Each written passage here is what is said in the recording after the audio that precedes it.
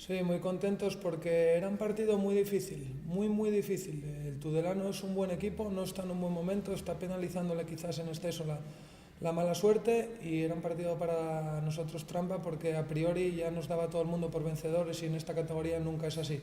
Encima conseguimos dejar la portería a cero, pues vamos a echar un vistazo luego a los resultados, pero para nosotros pasar la barrera de los 20 puntos antes de Navidad es importantísimo y un poquito más cerca del objetivo. El equipo cada vez está más maduro, ¿no? Supo sufrir los primeros minutos, que ellos salieron fuerte y luego ya el equipo ya se dio la mejor cara.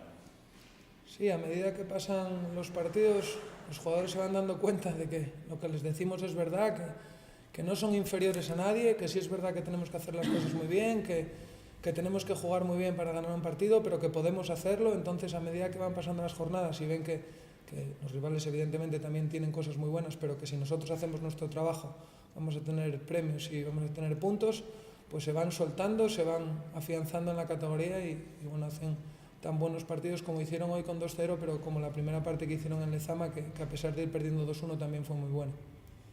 La pena fue a David, ¿no? Que le faltó ese segundo gol que se encontró con el portero. Sí, lo estábamos comentando ahora, hubiera sido ese segundo, ese tercer, porque tuvo varias opciones, el portero Pagola estuvo, la verdad que muy bien.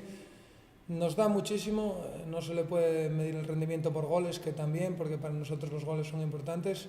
Vamos a tratar de seguir animándole, de seguir apretándole y estoy convencido de que va a hacer un montón de goles. Otro jugador que está creciendo mucho, a Ricky, ¿no? Que está debutando y cada vez va más. Sí, Ricky es un jugador que ya teníamos entre ceja y ceja el año pasado, se nos escapó. Este año vino con una gran madurez, tiene muchísima ilusión, estamos muy contentos por él, nos puede jugar de todo, puede jugar de media punta, puede jugar en doble pivote, puede jugar de 6.